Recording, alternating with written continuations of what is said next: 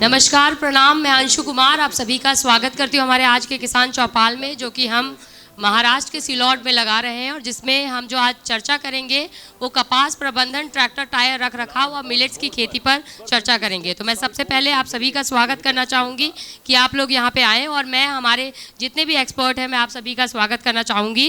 तो सबसे पहले हमारे साथ है mister Prakash Deshmukh sir, district superintendent agriculture officer Aurangabad Maharashtra से। हमारे साथ है doctor Kishor Jade sir, head and senior scientist KVK Aurangabad Maharashtra से। हमारे साथ है mister Deepak Narwadkar sir, DGM sales Marathwada और खानदेश से। सर आपका भी स्वागत है हमारे कार्यक्रम में। हमारे साथ है doctor Suryakant Pawar sir, associate director research, national agriculture research project से। तो हमारे बीच जो है हमारे आज के चीफ गेस्ट जो हैं वो आ चुके हैं, मंत्री जी आ चुके हैं। सर आपका बहुत बहुत स्वागत है हमारे कार्यक्रम में। कृषी विभाग, धानुका कंपनी तसंच आरडीएफ यांच्या संयुक्त विद्यमानं आजचा हा शेतकरी मेळावा या ठिकाणी आयोजित करण्यात आलेला आहे। या कार्यक्रमाला आवर्जून राज्याचे सन्माननीय कृषी मंत्री माननीय नामदार सत्तार साहेब हे या कार्यक्रमाला आवर्जून उपस्थित झालेले आहेत। याच्याबरोबरच ग्रीन टीव्हीच्या संचालिका अंशु कुमार, विद्यापीठाचे associate director research Shri S.B.. Pawar sir, doctor Zade sir, Dhanuka, CEAT आणि सर्व स्पॉन्सर कंपन्यांचे रिजनल ऑफिसर्स आणि जमलेले शेतकरी बंधू भगिनींनो, आजचा हा कार्यक्रम आपण अतिशय शॉर्ट नोटीसवर ठेवलेला आहे। सध्या आपला हंगाम, खरीप हंगाम सुरू झालेला आहे। खरीप हंगामामध्ये आपल्याकडे उशिरा पावसाची सुरुवात झालेली आहे। साधारणपणे 3 आठवडे पावसाला उशीर झालेला आहे, पण मागच्या 2 दिवसापासून थोडंसं वातावरणातला बदल आणि काही प्रमाणात पाऊस झाल्यामुळे शेतकरी आता पेरणीच्या लगबगीला लागलेला आहे। कालच एकादशी म्हणजे वारीसुद्धा आता फिरलेली आहे। आता परत येते म्हटल्यावर आपल्या परंपरेनुसार एकदा एकादशीची वारी फिरली की पाऊस चांगला येतो, म्हणजेच निश्चित आपल्याला या आठवड्यामध्ये चांगला पाऊस मिळेल अशा आपण सर्व ईश्वरचरणी प्रार्थना करूयात। आजचा हा महत्त्वाचा कार्यक्रम यासाठी आहे की खरीप हंगामामध्ये जी काही महत्त्वाची पिकं आहेत आपल्याकडे, कापूस असेल, मका असेल, पौष्टिक तृणधान्य हा एक महत्त्वाचा विषय राज्य शासनानं पुढे आणलेला आहे। आपल्या सगळ्यांना विदित आहे की हे आंतरराष्ट्रीय पौष्टिक तृणधान्य वर्ष म्हणून आपण साजरा करतोय 2023। आपण सिल्लोड महोत्सवामध्ये आपल्या इथंच सिल्लोड मुख्यालयी राज्याचे सन्माननीय मुख्यमंत्री माननीय नामदार एकनाथरावजी शिंदे साहेब यांच्या हस्ते या आंतरराष्ट्रीय तृणधान्य वर्षाचं सुरुवात आपण सिल्लोड मुख्यालयापासून केलेली होती। या अनुषंगानं आजचा हा कार्यक्रम प्रामुख्यानं 2 जी आपली महत्त्वाची पिकं आहेत, कापूस, मका आणि पौष्टिक तृणधान्य, या अनुषंगानं आज दिवसभर आपल्याला तांत्रिक चर्चासत्र या ठिकाणी करायचे। इत्यंभूत माहिती त्या पिकाच्या तंत्रज्ञानाची, उत्पादन वाढीची या ठिकाणी दिली जाणार आहे। Doctor S B. पवार सर आणि डॉक्टर झाडे सर या कार्यक्रमाला आवर्जून उपस्थित झालेले आहेत। याचबरोबर ग्रीन टीव्ही यूट्यूब चॅनलच्या माध्यमातून सुद्धा त्यांच्याकडचे जे काही विस्तार कार्य आहे किसान चौपालच्या माध्यमातून ते सर्व देशभर शेतकऱ्यांमध्ये कृषी विस्ताराचं कार्य करतात, त्याचीही ओळख आपल्याला करून घ्यायची आहे। आणि या यूट्यूबच्या माध्यमातून आपल्याला देशभरातलं आधुनिक शेतीतलं तंत्रज्ञान आपल्याला या माध्यमातून उपलब्ध होणार आहे। यामुळं मी या ग्रीन टीव्हीच्या संचालिका श्रीमती अंशु कुमार यांचं देखील मनपूर्वक आभार मानतो। आणि आज आपण दिवसभर मंत्री महोदय आता उद्घाटनपर कार्यक्रमाला आहेत। उद्घाटनपर कार्यक्रम झाल्यानंतर मी माझं प्रास्ताविक याच ठिकाणी थांबवतो आणि ग्रीन टीव्हीच्या संचालिका श्रीमती अंशु कुमार यांना विनंती करतो की त्यांनी साधारणपणे तुमची रूपरेषा काय आहे आजच्या कार्यक्रमाची, ग्रीन टीव्ही यूट्यूब चॅनल कशा पद्धतीनं देशभर काम करतं याची माहिती द्यावी। श्रीमती अंशु कुमार। कि आपने बहुत कम नोटिस में जो है वो इस कार्यक्रम में आने का आपने कष्ट किया और इस कार्यक्रम का गरिमा बढ़ाया। और मैं हमारे जितने भी किसान हैं मैं आप सभी का स्वागत करना चाहूँगी और मैं मंत्री जी को और किसानों को ये बताना चाहूँगी कि ग्रीन टीवी पिछले 9 साल से जो है वो खेती बाड़ी, पशुपालन से रिलेटेड बहुत सारे काम कर रहे हैं। हम लोग वीडियोज़ के माध्यम से आप लोगों के बीच में जाके हम किसान चौपाल लगा रहे हैं। मकसद बस इतना है कि हम नई तकनीकों को, नए आविष्कार को और जितनी भी सरकार की योजनाएं हैं उनको आप तक पहुंचा सके। और इसी के कड़ी में जो है ये आज हम कार्यक्रम कर रहे हैं, महाराष्ट्र कृषि विभाग के सहयोग से कर रहे हैं, जिसमें कि मंत्री जी आए और इस कार्यक्रम का जो है वो गरिमा बढ़ाया। सर आपका बहुत बहुत धन्यवाद। आप लोग भी ये कार्यक्रम और बाकी बहुत सारे कार्यक्रम ग्रीन टीवी के यूट्यूब चैनल पे देख सकते हैं। देश भर से 13 लाख से ज़्यादा किसान हमारे साथ जुड़े हुए हैं। साथ में मैं देशमुख सर का, बाडे सर का, जाडे सर का, पवार सर का मैं बहुत बहुत धन्यवाद करना चाहूँगी आप लोगों के सहयोग के लिए। धानुका एग्रीटेक और सीएट से मैं आप सभी का धन्यवाद करना चाहूँगी। और धानुका से जो है वो मैं चाहूँगी कि दीपक सर जो है वो मंत्री जी का स्वागत करें। सीएट से दिलीप सर है, दिलीप सर मैं चाहूँगी कि आप भी जो है वो मंत्री जी का स्वागत करें हमारे कार्यक्रम में। ये कार्यक्रम सर मैं बता दूं आपको, idea foundation, green TV, CEAT limited, Dhanuka agritech limited और महाराष्ट्र कृषि विभाग के सहयोग से हम कर रहे हैं। और आगे और भी प्लानिंग है कि महाराष्ट्र के सभी डिस्ट्रिक्ट में सभी सरकार की योजनाओं के बारे में। तो इसी के साथ मैं नेक्स्ट जो है वो निवेदन करूंगी बाडे सर का कि सर आप जो है वो आगे का कार्यक्रम देखें। कृषी मंत्री माननीय नामदार अब्दुल सत्तार साहेब, तसंच आज सिल्लोड शहरामध्ये जे काही ग्रीन टीव्ही तसंच जिल्हाध्यक्ष कृषी अधिकारी संभाजीनगर यांच्या वतीनं जे काही शेतकरी परिसंवाद आयोजित केला आहे, यामध्ये जमलेल्या सर्व शेतकरी बांधवांचा मी या ठिकाणी जी कापूस पीक लागवड तंत्रज्ञान जे वसंतराव नाईक मराठवाडा कृषी विद्यापीठ परभणी यांनी ज्या शिफारशी केलेल्या आहेत आणि आपल्या जिल्ह्यातील तसंच तालुक्यातील शेतकऱ्यांना ज्याचा अधिकाधिक फायदा होणार आहे। सध्याच्याला पाऊस थोड्याफार प्रमाणामध्ये झालेला आहे आणि अजूनही पाऊस म्हणावा तसा पूर्ण झालेला नाही आहे, तरी शेतकऱ्यांनी जे कोरडवाहूचे शेतकरी आहेत त्यांनी लागवडीची जास्त घाई न करता पाऊस हा साधारणतः 70 ते 100 मिलीमीटर होईल त्यानंतरच कोरडवाहू कपाशीची आणि बाकी इतर पिकांची लागवड करावी। मुख्य जे माननीय मंत्री साहेबांनी जे थोडक्यात सांगितलेलं आहे की आजच्या घडीला सध्याच्याला आपल्या कपाशीचं जे सरासरी उत्पादन आहे हे वाढवण्यासाठी जे थोडक्यात जे महत्त्वाचे मुद्दे आहेत की कपाशी जवळपास सर्व शेतकऱ्यांनी बियाण्याची खरेदी केलेली आहे। ज्यांच्याकडे ठिबक सिंचनाची सोय आहे त्यांच्या कपाशीची लागवडही झालेल्या आहेत, पण कोरडवाहूच्या लागवडी अजून बाकी आहेत। तर आपल्या कोरडवाहूचं मोठं क्षेत्र आहे, त्या पिकातील सरासरी उत्पादकता वाढवण्यासाठी जे सर्वात महत्त्वाचं जे काम आहे की आजच्या घडीला आपण काय बदल करू शकतो आणि त्या बदलामुळे आपलं किती उत्पन्न वाढू शकतं। तर जे सर्वात महत्त्वाचं आहे की कोरडवाहू कपाशीची लागवड करत असताना शेतकरी बांधवांनी जो पहिली खताची मात्रा आहे, ज्यावेळेस आपलं रान तयार झालेलं आहे त्या शेवटची वखराची पाळी मारल्यानंतर किंवा मोगडा मारल्यानंतर त्याच्यामध्ये आपण शेणखत, गांडूळ खत किंवा ऊसाची मळी असेल, निंबोळी पेंड असेल किंवा कंपोस्ट खत हे टाकून सर्वात शेवटची वखराची पाळी मारायची आणि त्यानंतर ज्यावेळेस आपल्याला रेघाटणी करायची, रेघाटणी आपण बरेच जण ट्रॅक्टर चलित अवजारानं करतो किंवा काही शेतकरी बैलचलित अवजारानं करतात। तर रेघाटणी करत असताना सर्व शेतकऱ्यांना नम्र विनंती आहे, आग्रहाची विनंती आहे की प्रत्येकानं रेघाटणीवरतीच सरी पाडत असतानाच पहिल्या खताची मात्रा ही रासायनिक खताची मात्रा देणं अत्यंत आवश्यक आहे।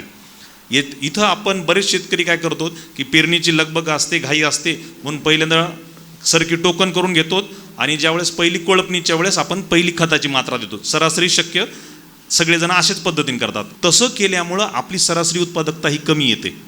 कारण का तर आपण पहिल्या कोळपणीला 10-26-26 असेल, DAP असेल, 20-20-0 देतो, तर त्याला त्या खतामधला स्फुरद आणि पालाश हे अन्नद्रव्य ज्यावेळेस आपण जमिनीमध्ये टाकतो, जमिनीमध्ये टाकल्यानंतर ते पिकाला खाण्यायोग्य स्वरूपात म्हणजे अन्नद्रव्य शोषण्यासाठी साधारणतः 40 ते 45 दिवस लागतात। म्हणून सर्वांना आग्रहाची विनंती आहे की आपण रेघाटणी करत असतानाच सरकीला किंवा सऱ्या पाडत असताना त्या रेघाट्यावरतीच खतं जो काही बेसल डोस देऊ आपल्याला द्यायचा आहे, पहिली खताची मात्रा ज्याच्यामध्ये 40% नत्र, 100% स्फुरद आणि 100% पालाश हे रेघाट्यावरती पेरून द्यायचं आहे। उभ्या सरकीमध्ये कोणत्याही शेतकऱ्यांनी कापसाला, कोरडवाहू कपाशीला उभ्या सरकीमध्ये नत्रा व्यतिरिक्त दुसरं कोणतंही अन्नद्रव्य द्यायचं नाही। दिल्यास ते उत्पन्नात रूपांतरित होत नाही। तुमचा खर्च होतो, तुम्ही खरेदी दुकानावरून केली, लेबर लावून शेतात टाकलं, वावरात टाकलं, पण ते पिकाला मानवल्या जात नाही। कारण का त्याला मानवण्यासाठी 40 ते 45 दिवस लागतात। आणि आपल्या सगळ्यांना माहिती आहे की सरकीला पातं पहिलं लागायला सुरुवात 40-42 दिवशी 45 दिवसून सरकीला पातं लागायला सुरुवात होते. आपण सगळ्या जणांनी वाण ठराविकच पाहिजे म्हणून आपण अट्टहास करतो की मोठं बोंड असेल, पण ते मोठं बोंड खरंच आपल्या रानामध्ये जर वजनदार बनायचं असेल तर सगळ्यांनी पहिली खताची मात्रा 40% नत्र, 100% स्फुरद आणि 100% पालाश हा रेघाट्यावर द्यायचा. आता समजा उदाहरण द्यायचं की तुमच्याकडे समजा 10-26-26च्या गोणी आहे, तर किती द्यायची? तर 2 बॅग 10-26-26 आणि 25 किलो युरिया एकत्र करायचा आणि रेघाट्यावरती पेरून द्यायचा. हे उदाहरणादाखल. मग कुणाकडे DAP असेल, SSP असेल, त्याचे नंतर मी सगळ्यांचे चार्ट दाखवतो. तुमच्याकडे पर्याय कोणकोणते आहेत, तर प्रत्येकाची किती गोणी एका एकरला टाकायची ही तुम्हाला त्या ठिकाणी दाखवतो. पण एक उदाहरण दाखल की पहिला डोस 2 बॅग 10-26-26 आणि 25 किलो युरिया एकत्र करून रेघाट्यावर पेरून द्यायचा आणि त्याच्यानंतर आपण सर्किट टोकन करायची. त्याच्यामुळं काय होतं की रेघाटण्यावर टाकलेला खत त्याच्यातला स्फुरद आणि पालाश, स्फुरद काय काम करतं? मुळांची चांगली वाढ करतं. पालाश काय करतं? पातं बोंड लागतं आणि पाण्याचा ताण जरी पडला तर झाडावरती कीड रोगीचा प्रादुर्भाव कमी होऊ देतं, प्रतिकार क्षमता निर्माण करतं. म्हणून जर सगळ्यांनी जर या पद्धतीनं खतं जर दिले तर नक्कीच तुमच्या उत्पादनामध्ये साधारणतः 2 ते 2.5 क्विंटलपर्यंत सरासरी वाढ होते. हा एक महत्त्वाचा मुद्दा. आणि दुसरा, सरकीची लागवड झाल्यानंतर तणांचा प्रादुर्भाव मोठ्या प्रमाणात होतो, तणकट जास्त येतं. मग त्यासाठी आपल्याला खर्च कोळपणी असेल, खुरपणीला जास्त करावा लागतो. तर एक तणनाशक खूप चांगला आहे. कमी खर्चामध्ये साधारणतः 400 ते 500 रुपये प्रति एकर खर्च जर केला तर एका महिन्यापर्यंत तण व्यवस्थापन होतं. सरकी लावल्याबरोबर आपण सर्वांनी पेंडॅमेथिलिन नावाचं तणनाशक आहे, साधारणतः 30 ते 40 मिली प्रति 10 लिटर पाण्यात घेऊन जर हातपंपाने पेरलेल्या रानावरती सरकी टोकन झालेली आहे, टोकन सरकी केल्यानंतर रान ओलं आहे, त्यावेळेस पेंडॅमेथिलिन नावाचं तणनाशक जर सगळ्यांनी जर रानावर फवारून काढलं तर एका महिन्यापर्यंत कोणतंही तण येत नाही. कापूस, मूग, सोयाबीन, उडीद हे सगळं उगून येतं. म्हणजे फक्त पिकं येतील, तण येणार नाही. म्हणजे हा सर्वात महत्त्वाचा आहे. कारण सुरुवातीलाच बऱ्याच वेळेस कसं होतं की तणकट रानात जर जास्त असेल तर सरकीसोबत त्याचं स्पर्धा होते आणि मग कपाशी दबल्या जाते. तर ही सर्वात 2 महत्त्वाच्या गोष्टी कोणत्या? पहिला डोस प्रत्येकाने बेसल डोस द्यायचा आत्ता, आणि दुसरं सरकी किंवा मूग, उडीद, सोयाबीन, कापूस लागवड केल्यानंतर रानात ओल असताना पेंडॅमेथिलिन नावाचं तणनाशक 30 ते 40 मिली प्रति 10 लिटर पाण्यात घेऊन फवारणी करायची. म्हणजे एका महिन्यापर्यंत तण व्यवस्थापन पूर्ण होतं. तर ह्या 2 महत्त्वाच्या गोष्टी आहेत. यानंतर ज्या बाकीच्या आहेत इतर मी थोड्या वेळात तुम्हाला सांगेलच. पण या 2 तंत्रज्ञानाचा वापर केल्यानंतर प्रत्येक शेतकऱ्याचं जे तुमचं सरासरी उत्पादन आहे त्याच्यामध्ये नक्कीच आपल्याला 1.5 ते 2 क्विंटलपर्यंत ही वाढ होणारच आहे. तर मी या ठिकाणी माझे 2 शब्द संपवतो. नंतर मंत्री साहेबाचं झाल्यानंतर आपण सविस्तर खताचा डोस, औषधांची फवारणी, पहिली फवारणी कोणती करायची, कारण ज्यांचं ठिबकवर लागवड केली सरकी त्यांची पहिली फवारणीची वेळ येत आहे तर ती चुकली न पाहिजे. कमी खर्चामध्ये आपल्याला उत्पन्न वाढलं पाहिजे. तर हेही करूया. तर या ठिकाणी मी माझे 2 शब्द संपवतो. धन्यवाद. धन्यवाद झाडे सर. आपण फार थोडक्यामध्ये सुरुवातीची लागवड कपाशीची करताना काय काळजी घ्यायला पाहिजे, खतं कशी द्यायला पाहिजे याबाबत आपण सखोल मार्गदर्शन केलं. मी डॉक्टर दीपक नरवाडकर यांना फक्त एक 5 मिनिटामध्ये त्यांनी ते आपल्या या कार्यक्रमाचे स्पॉन्सररसुद्धा आहे, त्यांना विनंती करतो की त्यांनी त्यांचं मनोगत खूप कमी वेळामध्ये व्यक्त करावं. धन्यवाद. मंचावर उपस्थित महाराष्ट्राचे कृषी मंत्री आदरणीय सत्तार साहेब, गव्हर्नमेंट कृषी विभागाचे श्री देशमुख साहेब, झाडे साहेब व पवार साहेब व जमलेल्या सर्व शेतकरी बांधवांनो आणि भगिनींनो, धानुका ॲग्रीटेक लिमिटेड आपणा सिल्लोडच्या शेतकऱ्यासाठी काही नवीन नाही आहे. ही गेली 44 वर्ष भारतामध्ये काम करत आहे. या कंपनीचे वैशिष्ट्य बाहेरील काही जापनीज, अमेरिकन कंपन्यासोबत या कंपनीनं कोलॅबरेशन करून त्यांचे प्रॉडक्ट आपल्या भारतीय शेतकऱ्यासाठी कमी दरात उपलब्ध करून देणे हा त्यांचा मुख्य उद्देश आहे. मागच्या वर्षापासून आम्ही धानुका ॲग्रीटेक लिमिटेड एक नवीन स्लोगन आम्ही या ठिकाणी वापरतो आहे की जसं भारतीय सीमेचं रक्षण जसं आपला शेतकरी करत असतो, तो सैनिक करत असतो, तसं त्या सैनिकाला आपण सलाम करतो. तसंच धानुका ॲग्रीटेक लिमिटेडने सुद्धा भारतीय शेतकरी जो सैनिकाला अन्न पुरवायचे किंवा आपल्या सर्वांना अन्न देण्याचे काम करतो त्यालाही आम्ही एक सलाम करतो. म्हणून इंडिया का प्रणाम हर किसान के नाम हे स्लोगन आम्ही गेल्या 2 वर्षापासून केलं आहे आणि आमच्या शेतकऱ्याबद्दल बंधूबद्दल बळीराजाबद्दल जनजागृती हे सर्व समाजामध्ये आणण्याचा प्रयत्न करतो आहे. जास्त काही बोलत नाही, त्यानंतर आपण सविस्तर बोलूच. धन्यवाद मला संधी दिल्याबद्दल. थँक्यू. मी डॉक्टर सूर्यकांत पवार सरांना विनंती करतो की त्यांनी आम्हाला मार्गदर्शन करावं. नमस्कार सर्वांना. आजच्या कार्यक्रमाचे आपले प्रमुख मार्गदर्शक आपल्या राज्याचे माननीय कृषीमंत्री अब्दुल सत्तार साहेब, देशमुख साहेब, झाडे साहेब, सर्व उपस्थित शेतकरी बंधू आणि भगिनींनो. सर, मी पौष्टिक तृणधान्य याविषयी आपल्याला थोडक्यात माहिती सांगणार आहे की भरड धान्य आपल्या सर्वांना माहिती की भरड धान्य हे नाव माहिती आहे की ज्वारी, बाजरी, नाचणी, नागली, राळा. परंतु आता केंद्र शासनाने सर 2018मध्ये ह्याला भरड धान्य न म्हणता गॅजेटमध्ये केंद्र शासनाने त्याला पौष्टिक तृणधान्य त्याचे जे काही सकस तत्त्व आहेत, जीवनसत्व आहेत, पौष्टिक तृणधान्य आणि नंतर स्त्री अन्न असं संबोधलेलं आहे. कारण त्याच्यामध्ये जीवनसत्व, व्हिटॅमिन, सर्व तत्त्व आहेत. आणि म्हणून 2018मध्ये आपण राष्ट्रीय स्तरावर पौष्टिक तृणधान्य वर्ष साजरं केलं.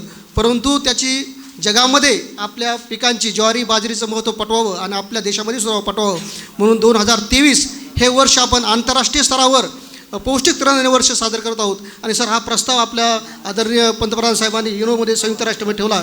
जवळपास त्याला 72 देशांनी पाठिंबा दिला. आणि आपल्या राज्याची ज्वारी, बाजरी जागतिक स्तरावर कसं जाईल या दृष्टीनं साजरं करण्यासाठी आपण सादर करत आहोत. आणि त्याच अनुषंगाने 1 जानेवारी 2023 रोजी आपले माननीय मुख्यमंत्री साहेब शिंदे साहेब आणि आपले आदरणीय कृषीमंत्री सत्तार साहेब यांच्या हस्ते शिदोल या ठिकाणी आपलं या पौष्टिक तृणधान्याचं आपण सुरुवात केली. आणि सर, त्या माध्यमातून जी काही ज्वारी, बाजरी ही जी दुर्लक्षित पिकं आहेत आणि आपल्या पीक पद्धतीमध्ये सध्या नाहीत सर. आपण फक्त आता कापूस आणि मका आणि सोयाबीनचं क्षेत्र वाढतं आहे, परंतु जमिनीची परत खालवत चालली आहे, पिकाची फेरपालट होत नाही. आणि आपल्या शेतासाठी जी काही जमिनीचा सेंद्रिय कर्ब कमी झाला आहे. आणि आपल्या आहारावरसुद्धा आता, कारण की आपल्या आहारामध्ये आता ज्वारी, बाजरीऐवजी फक्त गहू आणि तांदूळ आहे. आणि जे श्रीमंताचं अन्न आता आपण जे काही गहू आणि तांदूळ ते आता गरीब लोक खायला आहेत. आणि गरिबाचं जे आपलं ज्वारी, बाजरी आहे ते आता श्रीमंत खायला सर. त्याच्यामुळे आपल्याला त्याचं महत्त्व पटवून द्यायचं आहे. आणि आपल्या परत पीक पद्धतीमध्ये ज्वारी, बाजरीला कसं आणता येईल हे आपल्याला पाहायचं आहे. आणि याचंच नाही तर ही बदलतं जे हवामान आहे, एकच एक पीक घेतलं तर धोका आहे, जमिनीची प्रतही खराब होती. परंतु आपल्याला काही ना काही क्षेत्रावर आपल्याला ज्वारी, बाजरी हा ज्या आंतरपिकामध्ये समावेश करावा लागणार आहे. कमी हलक्या जमिनीवर, मध्यम जमिनीवर, कमीत कमी पाण्यामध्ये, कमीत कमी खतामध्ये, कमीत कमी येणारी पिकं आहेत. कीड आणि रोगाचा प्रादुर्भावसुद्धा कमी आहे. त्याच्यामुळे अशी पिकं आपल्याला आंतरपिकाच्या माध्यमातून घेणं गरजेचं आहे. आणि सर, नुसतं ज्वारी आणि बाजरीला आपण धान्य मिळतंच, परंतु त्यासोबत चाराही मिळतो आहे. आणि अन्न सुरक्षा महत्त्वाची, फूड सिक्युरिटीबरोबरच आपल्याला अन्न सुरक्षेचा महत्त्वाचे. त्यामुळे आपल्याला जनावरांसाठी चारा जर पाहिजे असेल तर आणि ज्वारी आणि बाजरीचा आपल्याला पीक पद्धती घ्यावं लागेल सर. जनावरं आहेत, चारा आहे तर जनावरं आहेत, आणि जनावरं आहेतच शेणखत आहे. आणि शेणखत असेलच मला वाटतं की आपली जमिनीची प्रत ही चांगली सुधारणार आहे. त्यामुळं मी आपल्याला आव्हान करतो की हे पीक आपण घ्यावीत. परंतु जे सर, माझी अशी विनंती आहे, ह्या पिकाकडे आपल्याला शेतकऱ्यांना वळवायचं असेल तर ज्या पद्धतीनं सार्वजनिक वितरण प्रणालीमध्ये गहू आणि आपण तांदूळ देतो, त्याचप्रमाणे जर आपण ज्वारी आणि बाजरी जर राशन किंवा सार्वजनिक वितरण प्रणालीमध्ये दिली आणि ह्या पिकासाठी काही जर मोठ्या प्रमाणात अनुदान उपलब्ध करून दिलं तर नक्कीच शेतकरी बंधूसुद्धा आपल्या ह्या पिकाकडे वळतील. कारण की याला हमीभाव कमी आहे, खर्च कमी आहे सर, परंतु हमीभाव कमी आहे दुसऱ्या पिकापेक्षा. तर मला वाटतं की आपण जर या दृष्टीनं शासनामार्फत उपाययोजना केल्या तर मला वाटतं नक्कीच शेतकरी परत वळतील. एवढं बोलून या ठिकाणी थांबतो. जय हिंद, जय महाराष्ट्र. धन्यवाद पवार साहेब. पौष्टिक तृणधान्य प्रसार प्रचार मोहिमेअंतर्गत सर आपल्या तालुक्याला राडा बियाण्याच्या मिनी किट्स प्राप्त झाले आहे सर. तर प्राथमिक स्वरूपामध्ये सर्वप्रथम श्रीमती कविता रावसाहेब फरकाडे, त्यानंतर मंदाकिनी विष्णू चव्हाण, श्रीमती वर्षा अनिल जाधव, श्रीमती मेघा साईनाथ ताठे. आदरणीय मंत्री महोदयांना मी विनंती करतो की त्यांनी आपल्याला मार्गदर्शन करावं.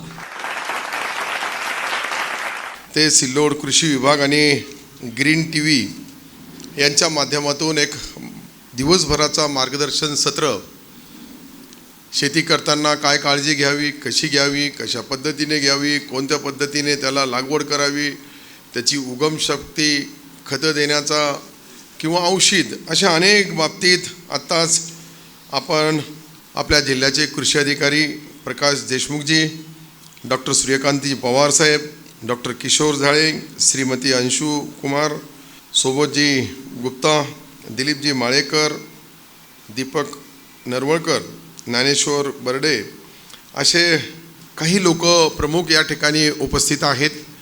त्यांच्या माध्यमातून आपल्याला आज दिवसभर तुम्हाला चर्चासत्र एकदा यांची चर्चा सुरू झाली की त्याच्यावर तुम्हाला किती समाधान झालं, किती त्याची माहिती मिळाली आणि ही माहिती मिळाल्यानंतर याचे परिणाम तुमच्या गावामध्ये तुम्हाला करायचे असतील तर आपल्या कृषी विभागाच्या जे कृषी सहाय्यक आहे, तर मी जे तुम्हाला बोललो का याच्यामध्ये एक आहे का तुम्ही इथून जी माहिती घेऊन हे जे आज दिवसभर तुम्हाला मार्गदर्शन करणार आहे हे घेऊन तुम्हाला त्या गावामध्ये जायचं आहे आणि त्या गावामध्ये ग्रामसभा बोलवायची आणि प्रत्येकाने ग्रामसभेमध्ये इथे काय माहिती दिली तज्ज्ञांनी, इथले जे कृषीमध्ये अनेक वर्ष ज्यांनी काम केलेलं आहे ते जे लोक आहेत त्यांचा जो महत्त्वाचा योगदान आहे.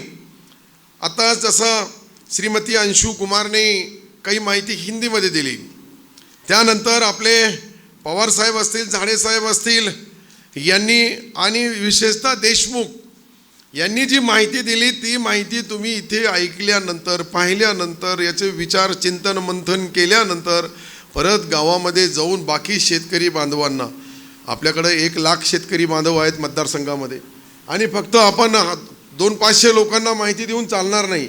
ही माहिती तुम्हाला ग्राम पातळीवर जावं लागेल.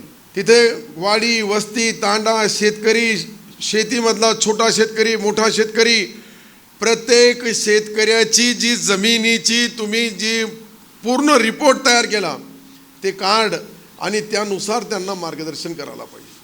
मग तुम्ही त्यांना मार्गदर्शन केलं तरच त्या शेतकऱ्यामध्ये परिवर्तन होईल.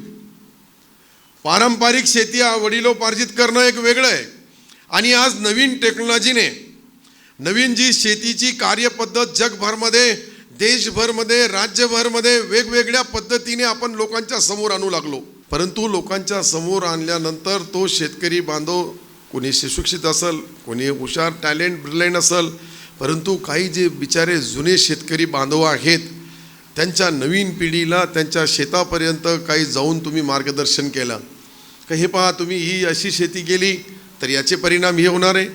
जसं आता खताच्या बाबतीत तुम्हाला जी माहिती मिळाली, जे झाडे साहेबांनी डॉक्टर झाडेंनी जी माहिती दिली ती माहिती देताना खत कधी लावावं, किती द्यावं आणि कशा पद्धतीने द्यावं, साधा सिंपल, काही फार मोठं अवघड बी काम नाही ते, परंतु त्याची अंमलबजावणी तुम्ही त्या पद्धतीने केली आणि शेती मग फेल होऊच शकत नाही.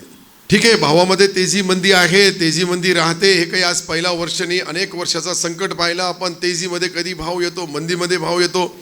कापूस 9,500चा भाव होता, त्यावेळेस मी शेतकरी बांधवाला अशा सभेच्या माध्यमातून मार्गदर्शन केलं का पहिला जो आपला कापूस आला तो 9.5च्या भावाने विकून टाका. जसं जसं भाव वाढतील त्या पद्धतीने तुमची सेकंड थर्ड जी काही पहिली वेचणी झाली का त्याला पहिल्यांदा विकल्या तर 9.5चा भाव मिळाला असता. लोक म्हणले 15चा मिळाल, कोणी म्हणले ठीक आहे तुम्हाला 50चा मिळाला पाहिजे, माझी इच्छा आहे, परंतु त्या वेळेवर 9.5ने पहिला टप्पाही विकला असता. आज जे 7,000मध्ये विकू लागले तर 2,500 रुपयाचा फटका आमच्याकडे शेतकऱ्यांनी वेचून ठेवली परंतु विकली नाही. कधी कधी ठीक आहे आपला फायदा जरूर करावं, परंतु फायदा करताना पहिली वेचणी कदाचित आपल्या शेतकरी बांधवांनी 9.5ने विकली असती. आज 7चा भाव आला तर ते सरासरी 8.5 प्रमाणे त्या शेतकरी बांधवांचा फायदा झाला होता. परंतु त्यावेळेस लोक वेगळे चर्चा करू लागले, यांचा काहीतरी याच्यामध्ये आहे. अरे आमचा जे आहे तो शेतकरी बांधव आहे, आम्हाला जे द्यायचं ते शेतकऱ्याला द्यायचं आहे, शेतकऱ्याला भाव मिळाला पाहिजे, शेतकऱ्याला न्याय मिळाला पाहिजे. शेतकऱ्यांना आपण ज्या पद्धतीने ह्या वेळेस जो शेतकऱ्यांसाठी केलं, हे माझ्या आयुष्यामध्ये मी ही 43 वर्षापासून राजकारण करतोय, असा अनुदान इतका पैसा शेतकरी बांधवाला कधी मिळाला नाही. हे देण्याच्या पाठीमागची पार्श्वभूमी आहे. नुकसान किती झालं हा मुद्दा नाही आहे, शेतकरी बांधवाला खारीचा वाटा का नाही मिळाला. आज या 3 दिवसामध्ये आपल्या सर्व शेतकऱ्याच्या अकाउंटवर पैसे आले, काही येऊ लागले. हे टप्प्याटप्प्याने सिल्लोड सोयगाव तालुक्याचा एकही शेतकरी सुटणार नाही, आपल्या जिल्ह्याचा सुटणार नाही, मराठवाड्याचा सुटणार नाही, याची दक्षता आम्ही घेतोय. आपण 3 वेळेस सामना केला. पहिले अतिवृष्टी झाली, सुरुवातीला आपण पाहिलं असाल जुलै ऑगस्टमध्ये नुकसान झालं, ऑगस्ट सप्टेंबरमध्ये झाला, ऑक्टोबर नोव्हेंबरमध्ये झाला आणि जानेवारीमध्ये फेब्रुवारीमध्ये ही अवकाळी पावसाचा जो सामना करावा लागला. कधी गारपीट झाली, कधी अनेक संकट शेतकरी बांधवावर आले. परंतु त्या शेतकरी बांधवाला त्या संकटातून मदत करण्याची भूमिका ही सन्माननीय मुख्यमंत्री उपमुख्यमंत्री महोदयाची आहे. त्यांनी आपल्याला वाऱ्यावर सोडलं नाही. NDRFच्या नियमचे दुप्पट दिले, पहिल्यांदा 2 हेक्टरचे 3 हेक्टर दिले. नुकसान भरपाई देताना शेतकरी बांधवाला समोर त्याचा जगण्यासाठी, त्याला हायटेक शेती करण्यासाठी, जशी आपली पोखरा 1 होती, आता पोखरा 1 काही दिवसामध्ये बंद होणार. ती तर आपण 4,000 कोटी रुपयाची केली होती. आता मी पोखरा 2 जे आणू लागलो, परवाच्या कॅबिनेटमध्ये मंजुरी घेतली. 10,000 कोटी रुपये खर्च करणार आपण या 5 वर्षामध्ये. हजारो शेतकऱ्यांना हायटेक शेती करायची असेल तर त्यांना तितकं अनुदान द्यावं लागेल. स्प्रिंकलर असेल, वॉटरगन असेल, ठिबक असेल, शेडनेट, अनेक जी हायटेक शेती करण्याची जी काही आजकाल आपण मार्केटमध्ये पाहतोय, यूट्यूबच्या माध्यमातून पाहतो, TV च्या माध्यमातून पाहतो, अनेक चॅनलमध्ये, वृत्तमानपत्रामध्ये वाचतोय, तशी शेती करण्यासाठी त्या शेतकऱ्याच्या ज्या कंपन्या बनवलेल्या त्याला सक्षम करावं लागेल. आपल्या ज्या छोट्या छोट्या 2-2, 4-4 एकरच्या जमिनी आहे, याच्यामध्ये हायटेक शेती करताना आपण पाहतो की जे काही ट्रॅक्टर नांगरायचं असेल तर त्यालाही मोठ्या प्रमाणावर गट शेती आपण केली, ग्रुप शेती केली आणि सर्वाला जितका त्याचा यथाशक्ती, कोणाची 1 एकर, 2 एकर, 5 एकर, 10 एकर जमीन असेल त्या पद्धतीने त्याला उत्पन्नही दिल्या जाईल. दुसरे आपण पाहिलं का लागवडची घाई न करता, मी जे बोललो तुम्हाला की 100 मिलीमीटर पाऊस पडू द्या कोरडू जमीनला, कमीत कमी 15 दिवस त्याची ताकद शक्ती असते त्या जमिनीमध्ये. आणि 15 दिवस ताकद असली, पहिले 15 दिवस, दुसरे 15 दिवस, हे 30 दिवस झाले की लगेच त्याचे परिणाम दिसतात. खतं आपण हवेमध्ये उडण्यासाठी देऊ नका. त्या जे तुम्ही जे पेरलेलं आहे त्या मालाला, त्या पिकाला कसे लागतील याच्याबद्दल त्यांनी ती माहिती देताना झाडे जे बोलले का तुम्ही कधी लावायचं, काय लावायचं आणि त्याला कधी खतं द्यायची, कोणती खतं द्यायची. मी तर बोलणार नाही कोणत्या कंपनीच्या बाबतीत, परंतु तुम्हाला जे काही चांगलं वाटतं, शेतकरी बी आपले जे आहे, मी जसं बोललो का तुमच्यासाठी मी टप्पा क्रमांक 2 10,000 कोटी रुपयाचा आणू लागलो. त्यामध्ये सिल्लोड सोयगाव विधानसभा मतदारसंघाची सर्व गावं घेतली आपण. एकही गाव तुटणार नाही, कोणताही पक्ष नाही, जात नाही, पात नाही, शेतकरी. आणि त्या शेतकऱ्याला न्याय द्यायचा असेल तर तो शेतकरी सिल्लोड तालुक्याचा सक्षम व्हायला पाहिजे. हे राजकारण करताना मला अनेक लोक याच्यामध्ये आहे, काही सिनियर आहे, काही लोक ज्युनियर आहेत. ज्यावेळेस मी राजकारणामध्ये आलो, लोक म्हणले इथे हिंदूची डिपॉझिट जप्त होऊ लागली, काँग्रेसची सत्तार कसा आमदार होईल. अरे मला होईल रे, चला कमजोर कमकुवत माणसं असतात, जे जाती धर्माचा मी काम कराल, लोकांच्या घराघरापर्यंत जाईल आणि त्यांचा पारिवारिक संबंध बनवल आणि या तालुक्याचा आमदार होईल. लोक नाही बोलले, अरे 4दा झालो. आता याच्या पुढं तो जे करल हे माझी बी शेती उगल, तुमचीच नाही उगणार. फक्त तुम्हाला मी तुमची शेती चांगली केली तर ईश्वर अल्लाह भगवान आत्मा आणि परमात्माला साक्षी ठेवून माझी शेती चांगली राहील. हे आज मी जे बोलू लागलो याच्यामध्ये खरं म्हणजे तालुका कृषी अधिकारी आणि ग्रीन TV, धानुका आणि CS हे दोघांनी मिळून जे काम केलं हे चांगलं आहे. छोटेखानी कार्यक्रम आहे, परंतु मला ही 2 वाजेपर्यंत वेळ होती. आता 1 वाजेपासून माझी मीटिंग चालू होईल आणि ते केंद्रीय मंत्रीसोबत होणार. तर यासाठी मला जायचं आहे. मी पुन्हा येईल, नाही भाषण द्यायला येईल, त्यावेळेस डिटेल सांगाल. आदाब, सलाम, राम राम, जय हिंद, जय भीम, जय किसान. तो कार्यक्रम को आगे बढ़ाते हैं और नेक्स्ट मैं निवेदन करना चाहूँगी डॉक्टर किशोर जाड़े सर का, जो हेड और सीनियर साइंटिस्ट है KVK औरंगाबाद महाराष्ट्र से, और ये बताने वाले हैं सॉइल मृदा स्वास्थ्य के क्यों करवाना चाहिए मृदा जांच, और फर्टिलाइजर न्यूट्रिएंट मैनेजमेंट कपास में क्यों ज़रूरी है. लागवड खर्च कमी होऊन आपल्या कपाशी, मक्का या पिकांचं उत्पन्न वाढणार आहे. अद्रकीची लागवड ही मोठ्या प्रमाणावर आपल्या तालुक्यामध्ये होते. याबद्दल सर्वात कमी खर्चामध्ये माहिती आपल्या पिकाची होण्यासाठी तुम्हाला मी थोडक्यात सांगणार आहे. वसंतराव नाईक मराठवाडा कृषी विद्यापीठ परभणी, कृषी विज्ञान केंद्र पैठण रोड, छत्रपती संभाजीनगर या ठिकाणाहून मी डॉक्टर किशोर झाडे आपल्याला थोडक्यामध्ये माहिती सांगतोय. कृपया करून एक अर्धा तास थांबा, कारण तुम्हीच तुमच्या कपाशीला, अद्रकीला सड लागली, कंदकुज लागली, कपाशी कोकडली तर महागातली औषधं. आता कालचीच एक मागच्या 2 दिवसापूर्वी पाहिलं, अद्रकीची लागवड शेतकरी करत होते. सारोळा गावात गेलो होतो तर त्याला दुकानदाराने काय दिलं होतं, ह्युमिक लिक्विड बेने प्रक्रिया करण्यासाठी दिलं होतं आणि ह्युमिक ग्रॅन्युलार जमिनीत टाकण्यासाठी दिलं होतं. तुम्हाला ते नावं वरचे माहीत नसतात, पण त्या ठिकाणी तुमचं नुकसान होतं. ही माहिती मिळेल कुठून? आपण मोठ्यात मोठा खर्च करतो. त्या शेतकऱ्याला बोललो ते म्हणे, साहेब त्या दुकानदारानं ती गोणी बनवूनच ठेवली होती, अद्रक लावायची म्हणलं की हे देऊन टाकलं. मग त्याच्यामध्ये वेगवेगळे पाकिटं, छोटे मोठे औषधं, बेने प्रक्रिया ह्या गोष्टी आल्या. पण त्या ठिकाणी पैसा हा तुमचा चालला आहे. जर आता म्हणले तुम्ही की बाबा माझं डोकं दुखायले, तर तुम्हाला एकच गोळी खायची गरज आहे ना, पॅरासिटामोल नावाची, किंवा जे कोणतं पॅरासिटामोल कंटेंट असणारं कोणतंही एकच गोळी खायची गरज आहे. पण तुम्हाला जर पॅरासिटामोल डोकं दुखायले म्हणून 2 रुपयाची पॅरासिटामोल दिली, परत 1.5 रुपयाची काहीतरी दुसरी दिली, परत 3 रुपयाची काहीतरी दिली, हे एवढं खा राहील, काय गरज आहे?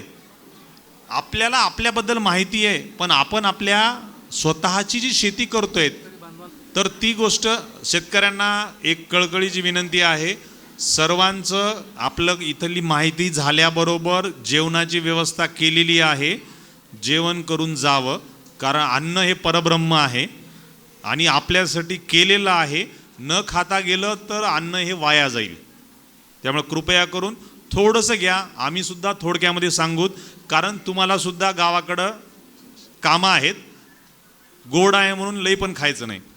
तर थोडक्यामध्ये जसं आता सांगितलं, कपाशीचे जवळपास जे हे महत्त्वाचे जे मुद्दे आहेत की पूर्व मशागत, वाणाची निवड जवळपास झालेली आहे. लागवड पद्धती ह्या पण जवळपास आपल्या तालुक्यात जर पाहिल्या तर साधारणतः 4x1.5 कोरडवाहूची लागवड करतो, किंवा ठिबकवरही काही जण करतात ज्यांचे हलके रान आहेत. कारण हलक्या रानावरती कपाशी लावू नये, पण ज्यांच्याकडे ठिबक आहे त्यांनी लागवड करत आहेत. कारण बराचसा भाग हा माळा रानाला लागून जो आहे हा हलके रान आहेत. तर त्या ठिकाणी 4x1.5 वरती लागवड करायला पाहिजे. हलक्या रानात जर ठिबक सिंचन 100% तुमच्याकडे पाणी असेल तर. बागायती आहे, मध्यम ते भारी रान आहे तर 5x1, 6x1 वरती लागवड करायला पाहिजे. हे थोडक्यामध्ये आपली जी उत्पादकता म्हणतो आपल्या इथली, तर साधारणतः मराठवाड्याची 314 किलोग्राम रुई प्रति हेक्टरी आहे. म्हणजे उत्पादकता आपली ही जवळपास मराठवाड्याच्या आसपासच आहे तालुक्याची जर पाहिली.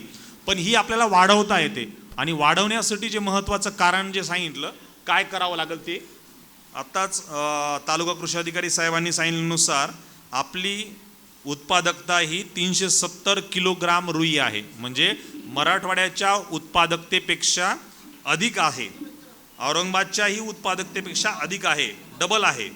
तर नक्कीच हा एक जमेची बाजू आहे. पण त्याला आपण पारंपरिक शेती करण्याच्या ऐवजी आपण थोडंसं उद्योगाच्या दृष्टीनं शेतीकडं थोडंसं पाहण्याची गरज आहे. त्याच्यासाठी आपल्या सेवेसाठी परभणी कृषी विद्यापीठ आहे, महाराष्ट्र शासन कृषी विभाग आहे. आपल्या कपाशीची उत्पादकता वाढवण्यासाठी जे आता थोडक्यामध्ये आपल्या कापसाचं इथं बसलेले सांगता येईल का, मागचे सर्वात शेवटचे कापसाचं सरासरी उत्पन्न एकरी किती निघतं तुमचं? सर्वात शेवटचे पिवळे शर्टवाले कापसाचं उत्पन्न किती निघतं एका एकरला? 6 किलो, 6 क्विंटल ना. कोरडोला का? कोरडोला पण 10 क्विंटल येतं का? हां, तुमचं निघालेलं आहे बरोबर. नक्कीच सरासरी जर आपण गावाची पाहिली तर साधारणतः 5-6 क्विंटल कोरडो कपाशीची सरासरी उत्पादकता येते. काही शेतकरी नक्कीच 10 क्विंटलचे असतील, 12ही क्विंटल एकरी कोरडवाहूला काढत असतील. बागायतीला साधारणतः 12-15 पर्यंत उत्पन्न निघतं. पण हे उत्पन्न कमी येण्याचे मुख्य कारण काय तर समोर दाखवलं. थोडक्यामध्ये हे विचार करायचा आहे, कारण शेतीला शेती न मानता शेती व्यावसायिकदृष्ट्या करण्याची गरज आहे. आजच्या घडीला पैसा खूप लागायला, जसं तुम्हाला सांगितलं अद्रकीचं 2-3 दिवसापूर्वीचं उदाहरण आहे की तुम्हाला व्यावसायिक दृष्टिकोन माहिती नसल्या कारणामुळं, काही तांत्रिक बाबी माहिती नसल्यामुळं आपल्या अज्ञानाचा फायदा कोणीतरी दुसरा घेतोय, पण पैसे खिशातले तुमच्या जाणार आहेत. मग हे पैसे आवाजवी जाणार नाहीत कसे तर माहिती तंत्रज्ञानासाठी. माहिती जर तुम्हाला मिळाली, म्हणूनच आपल्या जिल्ह्याचे जिल्हाधीक्षक कृषी अधिकारी असतील, तालुका कृषी अधिकारी, त्यांनी हा कार्यक्रम आयोजित केला की आपण कोरडवाहू लागवड सर्वात जास्त क्षेत्र आहे म्हणून सरासरी कमी येते. दुसरं अयोग्य लागवड पद्धती, हलक्या मुरमाड खडक असणाऱ्या रानावर सुद्धा आपण लागवड करतो. कापसाचं पीक 5-6 महिन्याचं आहे.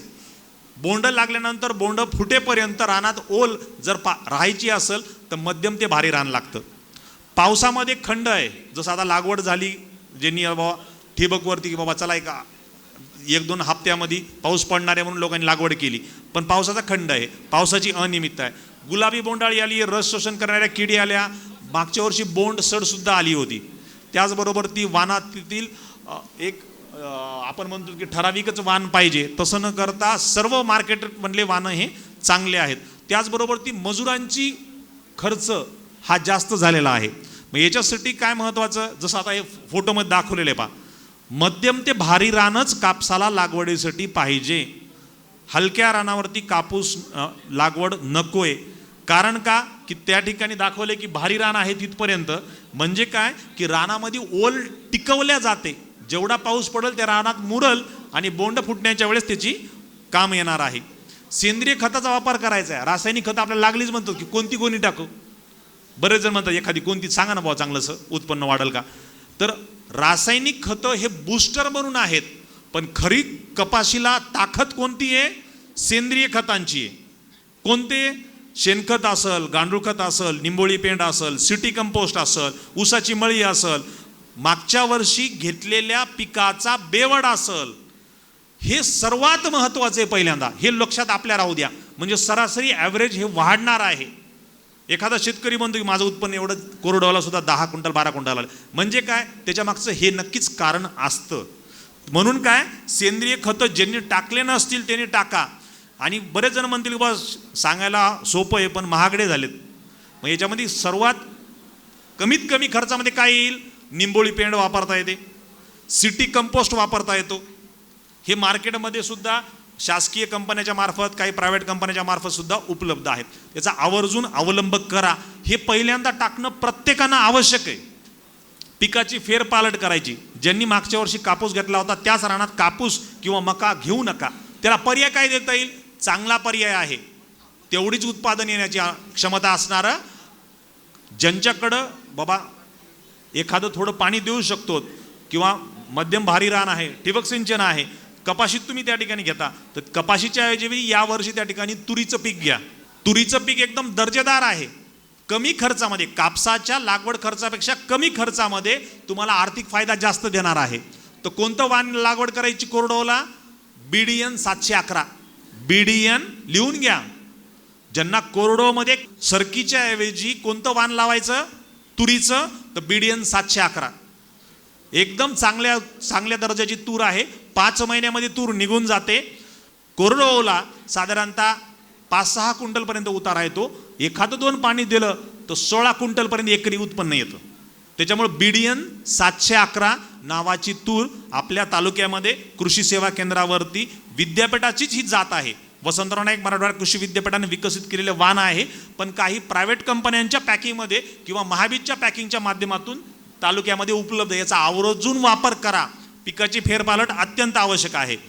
मागचे थोडेसे पुढं आलं तर बरं होईल. मागं बसल्या बसल्या गप्पा नका मारता. आपल्याला, कारण आपला हा व्यवसाय आहे, शेती हा धंदा आहे आणि धंदा प्रॉफिटमध्ये आणायचा आहे, तर माहिती अत्यंत आवश्यक आहे. तुम्ही बाहेर गेल्यानंतर तुम्हाला हीच माहिती मिळेल, पण तुम्हाला काहीतरी विनाकारण अधिक दर देऊन.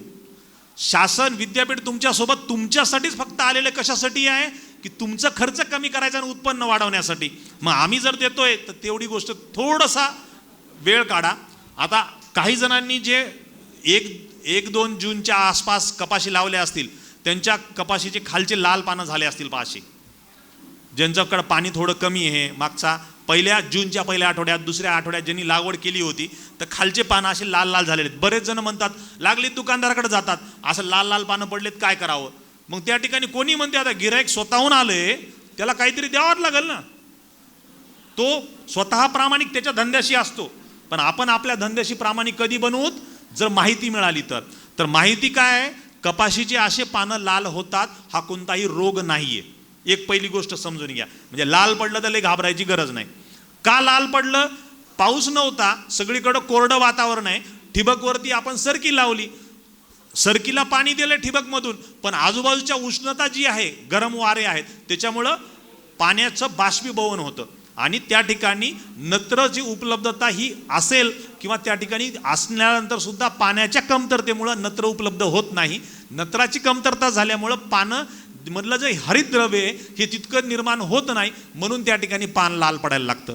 किंवा मॅग्नेशियम सल्फेटची कमतरता असेल त्याच्यामुळे लाल पडायला. म्हणून तुम्हाला हे माहिती झाली पाहिजे, तुम्ही याच्यामध्ये जागरूक झाले पाहिजे की जर माझ्या कापसाचं पान पाऊस न पडलेल्या रानामध्ये आपण लागवड ठिबकवर केलेली आहे, असं जर झालं तर विनाकारण दुकानदाराकडे जाऊन काही आणायचं नाही. मग काय करायचं, साधं सोपं आहे. पाणी असेल पाणी द्या, पाणी पण ओके आहे तरी लाल आहे. फक्त अशा छोट्या कापसाला 50 ग्राम युरिया 10 लिटर पाण्यात घ्या आणि फवारणी करा, जशाला तसं पूर्व होतील. म्हणजे हे तुमचं विनाकारण होणारा खर्च वाचेल का नाही, 100% प्रत्येकाचा वाचणार आहे. ही माहिती या ठिकाणी आपल्याला महत्त्वाची आहे. दुसरं, लागवडीसाठी तुम्हाला अंतर सांगितलं किंवा 4x1.5 असेल, बागायती असेल 5x1 आहे, 6x1 आहे. काही जण जोडवळ करू शकतात, जसं आपण मक्याची जोडवळ करतो, 4 फुटावरती 2-2 ओळी घेतो, तसं सुद्धा आपल्याला 4x2 वरती लागवड करता येते. एक लॅटरलमध्ये आहे 4 फुटावरती, तर जसं मका आपण 2 फुटावरती 1.5 फुटावरती लागवड करतो आणि एका ओळीतील 2 रोपातील अंतर साधारणतः आपण 6 इंच 9 इंच ठेवतो. तर तसं न करता त्याच लॅटरलवरती 2 ओळीतील अंतर 2 फूट, एका ओळीतील 2 झाडातील अंतर 2 फूट आणि 2 जोड ओळीतील अंतर 4 फूट, 4x2x2 असंही आपल्याला लागवड करता येते. हे तुम्हाला दाखवलेला फोटो आहे, समोर पहा. आपण मका जवळपास सगळेजण असे लावतो. तर अशाही पद्धतीनं ज्यांच्याकडे मध्यम रान आहे, ठिबक सिंचनावरती आहे, ही पद्धत चांगल्या पद्धतीनं कोरडवाहूला लागवडीला अधिक उत्पादन नफा देणारी आहे. जसं आता आपण काही जण बऱ्यापैकी तालुक्यामध्ये SRTचा वापर करतोय. आहेत का तुमच्यापैकी काही जण? SRTचा किती जणांकडे आहे? हां, बरोबर. तर SRT मधला महत्त्वाचा मुद्दा काय आहे की बाबा जी प्राथमिक जमीन तयार करण्याची जी खर्च आहे तो आपण जवळपास कमीच करतोय. एकदा रानामध्ये बेड तयार केला तर बेड हा नेहमीसाठी तोच राहणार आहे.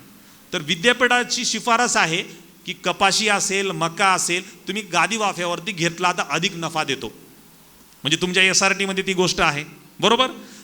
अति पाऊस जर पडला, जसं मागच्या वर्षी झाला, साधारणतः 63 पावसाळी दिवस होते, पाऊस जास्त पडला, लवणाच्या रानामध्ये कापूस उमळतोच, 100% उमळतो. उमळला की लागलीच आपण दुकानदाराकडे जातो. कापूस उमळायला, खळभर रान उमळायले, मग बुरशीनाशक, कीटकनाशक, ह्युमिक ॲसिड आणि एखादं औषध टॉनिक आणले, फवारणी केली, ड्रेंचिंग केली, झालं नुकसान. म्हणजे पहिल्यांदा कापूस मरू दिला आणि मेल्यानंतर परत खर्च करून परत स्वतः आपण दंड करून घेतला. म्हणजे हा शेतीला व्यवसाय समजत नाहीत म्हणून हा तोटा होतोय. मग काय करायचं त्या ठिकाणी? आपल्याला रान, तुम्ही तुमच्याच रानामध्ये कपाशी लावता का नाही? वर्षानुवर्ष त्याच रानात कपाशी लावता. मग तुम्हाला माहिती आहे की तुमच्या वावरामध्ये कुठं पाणी साचणार आहे? दुकानदाराला माहिती आहे का? आम्हाला माहिती आहे, कोणाला नाही माहीत. तुम्हाला तुमचं वावर माहिती आहे. तुमच्या वावरामध्ये जास्त पाऊस पडल्यानंतर कुठं लवणाचं रान आहे तिथं पाणी साचणार आहे, तुमच्या व्यतिरिक्त कोणाच माहीत नाही. मग तुम्हाला जर माहीत आहे तर त्या ठिकाणी तुम्ही जर गादी वाफ्यावरती जर लागवड केली तर कितीही पाणी पडलं तर फोटोमध्ये दाखवले अलीकडं 2 दांडामध्ये गादी वाफ्यात, जसं आपण आदर केला लावतो मिरचीला आहे, तसं त्या ठिकाणी ज्यांनी केलं नसेल त्यांनी करा आवर्जून. गादी वाफा केला, 2 गादी वाफा अति पाऊस पडलेला पडल आणि कापसाचं झाड वर राहते म्हणजे काय, वापस्यावर राहते. वापस्यावर राहिलं म्हणजे तिथं पाणी जरी साचलेलं असेल तर तिथली तुमची सरकी ही उमळणार नाही, नुकसान होणार नाही. याला शहाणपण म्हणतात. कारण रान आपल्याला आपलं माहिती आहे की तेवढ्या वावरामध्ये पाणी साचणारच आहे, दरवर्षी साचतंच. मग साचतं तर काय करायचं, जिथं जिथं पाणी साचतं त्या प्रत्येक शेतकऱ्याला विनंती आहे की त्या ठिकाणी गादी वाफ्यावरती लागवडी करा. हा सर्वात महत्त्वाचा मुद्दा. या लागवडीचे अंतर दाखवलेलं आहे. 4x1.5 वरती कसं आहे, 4x2x2 वरती कशा पद्धतीने लागवड करायची. जी फुल्ली दाखवलेली आहे, दोन बाजूला सऱ्या दाखवल्यात आणि मध्ये फुल्ली दाखवली. तर आपल्या तालुक्यामध्ये बरेच शेतकरी कपाशीमध्ये आंतरपीक घेतात. तुमच्यापैकी कापसामध्ये मूग, उडीद, भुईमुग कोण कोण घेते, सगळेजण घेता. तुमचं अभिनंदन, खूप चांगलं अभिनंदन. याला व्यावसायिक दृष्टिकोन म्हणतात. कारण 3 महिन्यापर्यंत रान मोकळंच राहिले ना. 2 कापसाच्या ओळीमध्ये काळ्या रानामध्येच आपण पाळ्या घालायलो, कोळपणी करायलो, डवरणी करायलो त्याला. मग त्या 3 महिन्यामध्ये अधिक उत्पादन येऊ शकतं का, येऊ शकतं. ते तुम्ही करून दाखवलं. म्हणजे ती फुल्ली दाखवली. ज्यांनी घेत नसतील, 2 चर आहेत, दांड काढलेले आहेत, ते 4 फुटावर आहेत. आणि जी मध्ये फुल्ली दाखवलेली आहे, फुल्लीच्या ठिकाणी जे घेत नसतील त्यांनी मूग किंवा उडीद किंवा भुईमुग किंवा सोयाबीन किंवा चवळी याची आंतरपीक घ्या. बरेच शेतकरी काय करतात, कापसाची ही एक ओळ आहे, या ओळीमध्ये आपण 1.5 फुटावरती सरकी लावली, तर या 2 सरकीच्या मध्ये जे मुगाचं बियाणं टाकतात. तर तसं करू नका, तसं अजिबात करू नका. जर कोणी करत असतील तर तुम्हाला जाणवत असेल की 2 सरकीच्या मध्ये जर मूग टाकलाय, भुईमुग टाकलाय, तर ते साधारणतः 1 फुटापर्यंत वाढते. 1 फुटापर्यंत ते सरकीला दाबते. दाबलं की तेवढ्यात पाते लागतात का आजी, लागत नाही. पण आपल्याला काय वाटते, लॅटरल आहे तिथं, मग लॅटरलच्या हिशोबानं या ड्रिपरवरती सरकी टाकूत, पुढच्या ड्रिपरवर मूग टाकूत, पुढच्या याला सरकी टाकूत. बरोबर, ही तुमची भोळी भावना आहे. पण त्या ठिकाणी तुम्ही अधिक उत्पादन घेण्यासाठी तंत्रज्ञान वापरायले, पण तिथं तुमचं नुकसान व्हायले. म्हणून काय करावं लागल, 2 जे तासं आहेत सरकीचे 4 फुटावरती, तर या सरकीच्या तासामध्ये मूग, उडीद, भुईमुग घ्यायचा नाही.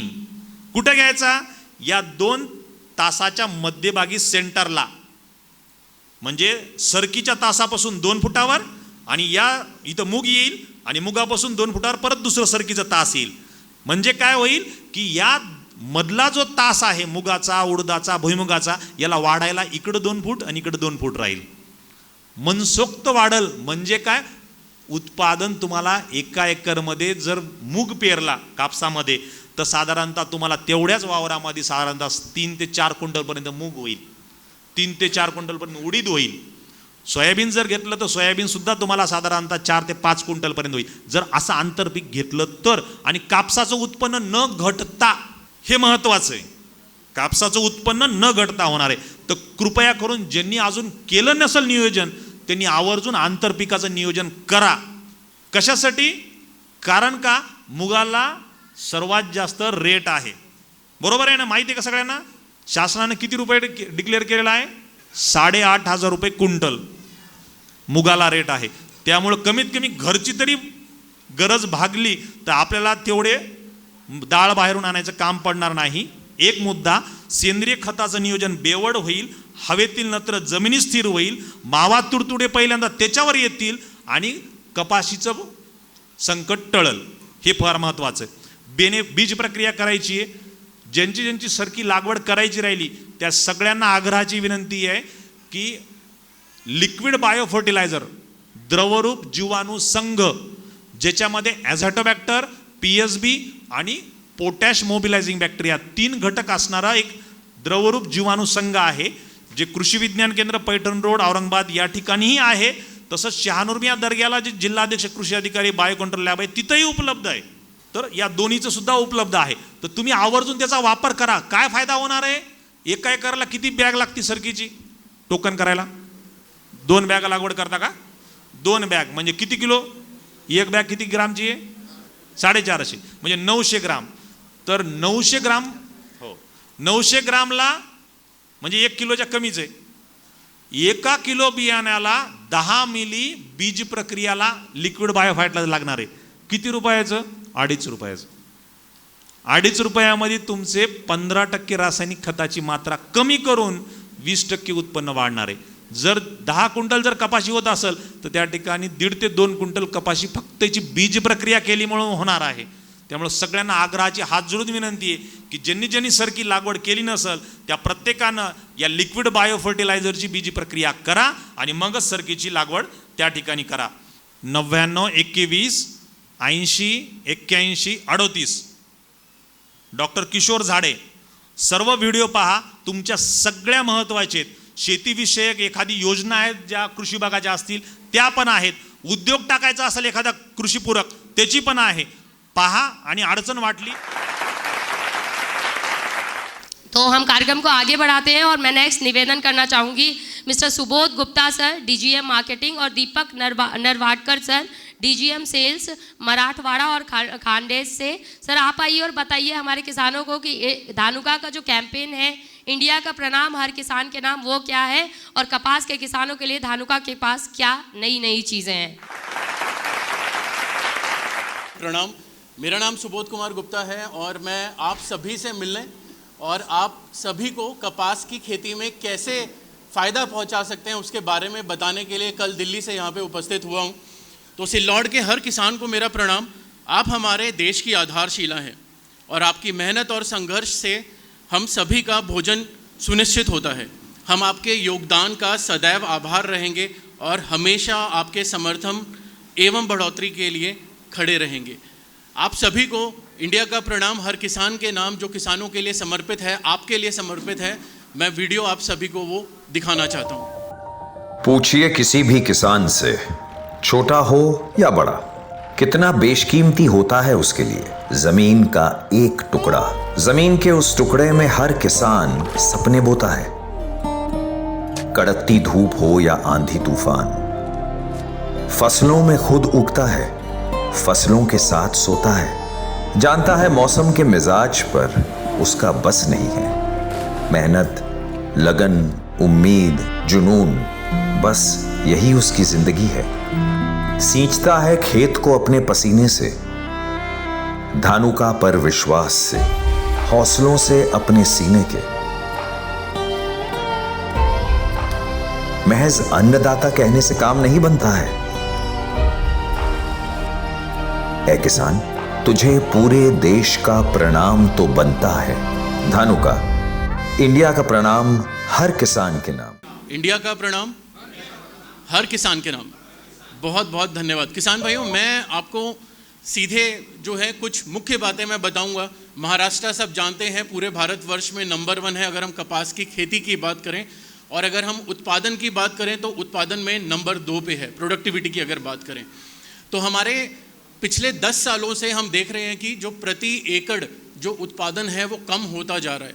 एक टाइम था जब हमारा उत्पादन 565 किलो प्रति हेक्टेयर जो है वो होता था, जो कि 2022-23 में 420 केजी जो है पर हेक्टेयर जो है वो हो रहा है.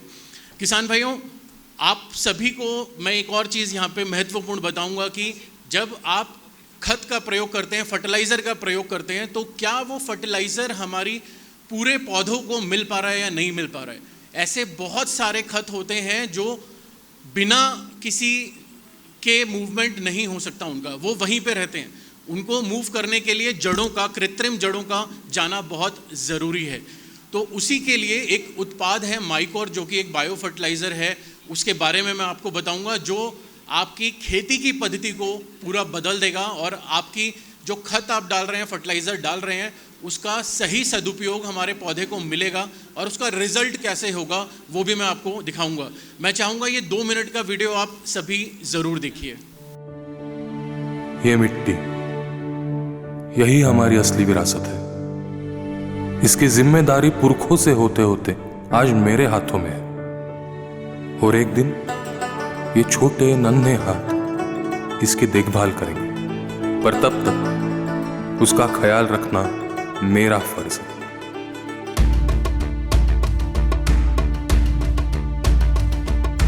कर दिया ऐलान है, फसलों की शान है, खेतों में मुस्कान है, माइकोर उन्नति की उड़ान है। जब जड़ों में हो जान, बढ़ेगी उपज बढ़ेगा मान।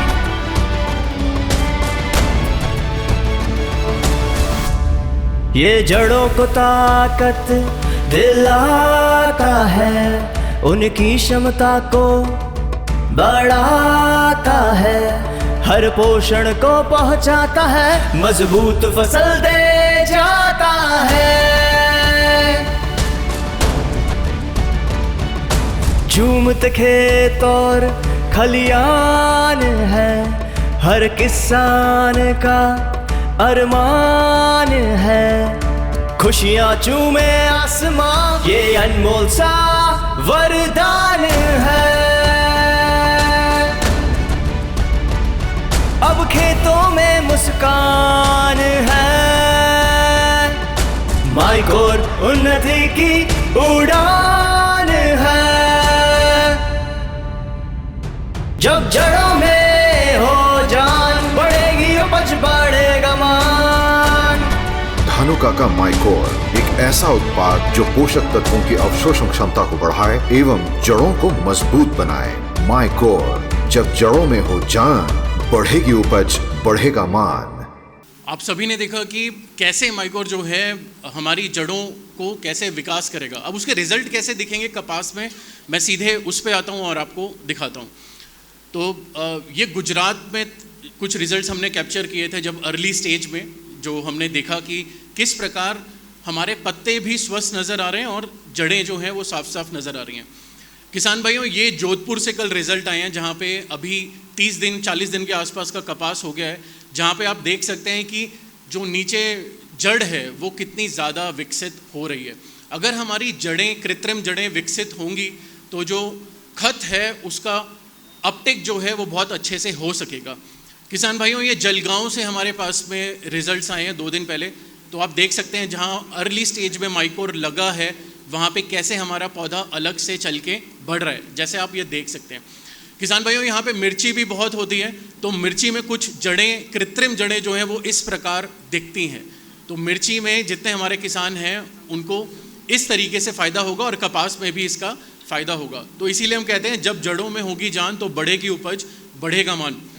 आखिरी में मैं बताना चाहूँगा वेटसिट, जो कि एक इफिकेसी इन्हेंसर है, आपकी दवा की कार्य करने की क्षमता को ये बढ़ा देता है और 1 ml प्रति लीटर पानी के साथ में किसी भी दवाई आप प्रयोग कर रहे हो उसकी क्षमता को बढ़ाने का ये काम करेगा। मैं नरवाड़कर सर से चाहूँगा कि नरवाड़कर सर शॉर्ट में आपको मराठी में जो मैंने बोला वो बता दें। नरवाड़कर सर प्लीज आइए। धन्यवाद सुबोध सर. शेतकरी बंधूंनो, आत्ताच थोडक्यात तुम्हाला गुप्ता साहेबांनी मायकॉर आणि डिसाईड ह्या 2 प्रॉडक्टबद्दल सांगितलं आहे. मी थोडक्यात जास्त वेळ घेत नाही. मायकॉर हे एक मायकोरायझा बुरशी आहे. आपण सर्व बरेच जणांना माहीत आहे की मायकोरायझा बुरशी काय करते. तर धानुका ॲग्रीटेक लिमिटेडचं हे जो मायकॉर आहे हे एंडो मायकोरायझा, हे इतर मायकॉरपेक्षा वेगळं आहे. त्यात वेगळं असं काय आहे तर हे एंडो मायकोरायझा आहे. एंडो मायकोरायझा म्हणजे काय, मुळाशी जेव्हा हे आपण जमिनीत टाकतो तो मुळाशी सहजीवी संबंध प्रस्थापित करतं. म्हणजे मुळामध्ये जाऊन हे परजीवी संबंध प्रस्थापित करतं. त्यामुळे हे इतर मायकोरायझापेक्षा वेगळं आहे. दुसरं, या मायकॉरचं दुसरं एक जो विशेषता आहे हे जेल कोटिंग आहे. जेल टेक्नॉलॉजी या मायकॉरमध्ये, म्हणजे आपण पाहतो मायकॉरसोबत रासायनिक खतं वापरायला आपण नाही वापरू शकत, पण मायकॉरसोबत आपण रासायनिक खतं वापरू शकतो. कारण हे कोटिंग असल्यामुळं हे त्या मायकॉरच्या बुरशीला काही हानी नाही करत. जसे जमिनीत जातं त्यानंतर हे काम करतं. असं विशेष असं मायकोरायझा हे मायकॉरमध्ये आहे. त्यामुळं आपल्या सर्वांना विनंती आहे, जसं आत्ता डॉक्टर झाडे सरांनी सांगितलं की आपले बरेचसे खतं वाया जातात. मायकॉर काय करतं, मायकॉर आपलं की ज्या ठिकाणी मुळं पोचत नाही त्या ठिकाणी मुळाशी प्रस्थापित संबंध करून त्या मुळाचं काम हे मायकोरायझा बुरशी करते. म्हणजे आपण समजा पाण्याचा, आता यावर्षी आपण म्हणतो पावसाचा फार मोठे म्हणजे गॅप पडत आहेत, अशा वेळेस जर ज्या शेतकरी बांधवांनी मायकॉर वापरलं असेल तर जर कदाचित देवाला प्रार्थना करू की असा गॅप पडू नये. जर काही 10 दिवसाचा 15 दिवसाचा ड्राय स्पेल आला, गॅप पडला, तर ज्या ठिकाणी मायकॉर वापरलेला असेल त्या ठिकाणी तुमचं कापूस, मका, सोयाबीन, मिरची जे काही तुम्ही लावले असाल त्या ठिकाणी त्या पिकाला हानी पोहोचणार नाही, कारण त्या ठिकाणी मायकॉर वापरल्यामुळं हे मायकॉरच्या बुरशी जमिनीत खोल जाऊन त्या पिकासाठी पूर्णपणे अन्नद्रव्य, पाणी हे उपलब्ध करून देतील. असं हे आगळं वेगळं प्रॉडक्ट बायो फर्टिलायझर मायकोरायझा ही बुरशी त्यात मायकॉर हे धानुका ब्रँडनं उपलब्ध आहे. एकरी 4 किलो 550 ते 600 रुपये खर्च आहे आणि हे एकदाच टाकायचे. पहिल्या बेसल डोबससोबत वापरलं तर शेवटपर्यंत हे काम करत. तर आपल्या सर्वांनी हे मायकॉरचा यावर्षी आपण निश्चित उपयोग करून त्याचा अनुभव घ्यावा. तर शेतकरी बांधवांनो, मायकॉर हे एक प्रॉडक्ट हे जे बायो फर्टिलायझर आहे आणि डिसाईड प्लस वेटसीड ह्या 2 धानुका उत्पादनाचा आपण यावर्षी फायदा करून घ्यावा. आणि ह्याची माहिती आमच्या स्टॉलवर सुद्धा उपलब्ध आहे. याची माहितीपत्रक तुम्हाला स्टॉलवर उपलब्ध होतील. त्याशिवाय काही शंका असेल तर आपण स्टॉलवर आमच्याशी संपर्क साधू शकता. धन्यवाद. Thank you very much. बहुत बहुत धन्यवाद सर आप लोगों का ये सभी जानकारी देने के लिए. तो जैसे आज का हमारा विषय है कपास प्रबंधन और ट्रैक्टर टायर रखरखाव और मिलेट्स की खेती. तो जनरली हम लोग ट्रैक्टर ले लेते हैं या गाड़ी ले लेते हैं, लेकिन टायर का कैसे मेंटेनेंस करना चाहिए, कैसे रखरखाव करना है, उसके बारे में हम ध्यान नहीं देते हैं. तो नेक्स्ट जो हमारे स्पीकर हैं वो मिस्टर दिलीप मालेकर सर है, territory leader sales and services CEAT specialty CEAT limited से. ये ट्रैक्टर टायर मेंटेनेंस के बारे में जानकारी देंगे और साथ में बताएंगे कि सीएट के पास क्या अलग है जो कि ट्रैक्टर किसानों के मददगार साबित होगा. सर प्लीज़ आप आ जाइए. नमस्कार, मी सीएट स्पेशलिटी परिवारातर्फे आपणा सर्वांचं हार्दिक स्वागत करतो. तुम्ही इथं आलात, आपली उपस्थिती दर्शवली त्याबद्दल आम्ही आपल्या आभारी आहोत. आपलं जनरली सगळ्या शेतकऱ्यांकडं ट्रॅक्टर असतात. ज्यांच्या शेतकऱ्यांकडे ट्रॅक्टर असतात त्या ट्रॅक्टरमध्ये जनरली काही शेतकऱ्यांना पंक्चरचा इश्यू येतो. तर आपण काय केलं आहे, एक नवीन आपण टायर लॉन्च केलेलं आहे ट्रॅक्टर टायरमध्ये. सीएटमध्ये आपण 2 वर्षाआधी एक नवीन टायर लॉन्च केला आहे. मार्केटमध्ये जेव्हा नवीन वस्तू येते त्याच्यामध्ये खूप काही चेंजेस केलेले असतात. जसं एखादा नवीन मोबाईल आला किंवा एखादी नवीन वस्तू मार्केटमध्ये येतं किंवा इवन सीड्स अँड फर्टिलायझर येतं, ते उन्नत व्हरायटीचं असतं. त्याच्यामध्ये प्रोसेस वगैरे केली जाते, त्याच्यानंतर त्याची उत्पादन क्षमता वाढते. त्या पद्धतीने आपण एक सीएटमध्ये ट्रॅक्टरचा टायर एक लॉन्च केलेला आहे वर्धन नावाचा. त्याच्यामध्ये आपण भरपूर काही नवीन फीचर्स ॲड केलेले आहेत. जनरली आपण हा टायर बनवताना शेतकऱ्यांच्या काय प्रॉब्लेम समस्या असतात त्या समजून आपण हा टायर बनवलेला आहे. जनरली आपण याचा फीडबॅक जो आहे शेतकऱ्यांकडनं आपण इनपुट्स घेतलेले आहेत, जसं कोल्हापूर आहे, सोलापूर, पंढरपूर, जळगाव, धुळे, नंदुरबार, सिल्लोड, बुलढाणा ह्या वेगवेगळ्या मार्केटमधून इनपुट्स घेऊन आपण हा टायर बनवलेला आहे. जनरली जेव्हा ट्रॅक्टर नागाटीमध्ये चालतो त्यावेळेस काय होतं, तुमच्या टायरला पंक्चर होण्याचं प्रमाण जास्त असतं. याच्याकरता आपण काय केलं आहे, एक जनरली माझ्याकडे एक व्हिडिओ आहे, ती व्हिडिओ तुम्हाला दाखवतो पहिला.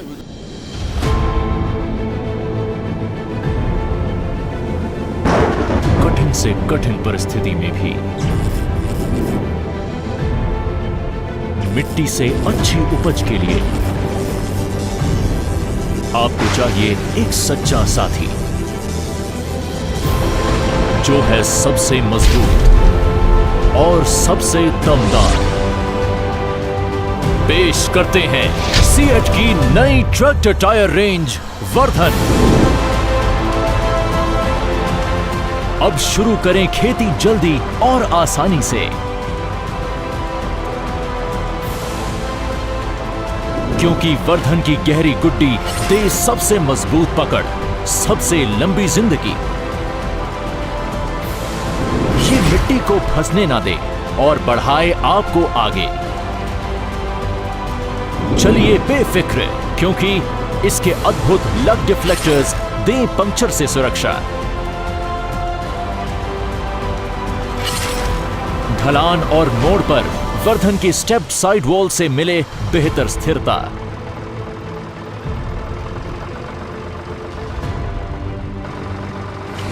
वर्धन का चौड़ा ट्रेड इसे दे बड़ा फुटप्रिंट, जिससे मिलती है ज्यादा भार उठाने की क्षमता.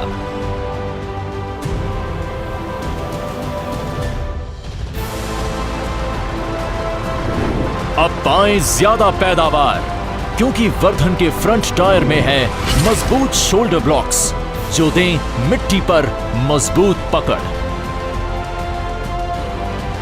अब उठाएं ज्यादा भार. वर्धन के 4 रिब डिजाइन के साथ इसका 4 रिब डिजाइन वजन को समान रूप से बांटता है।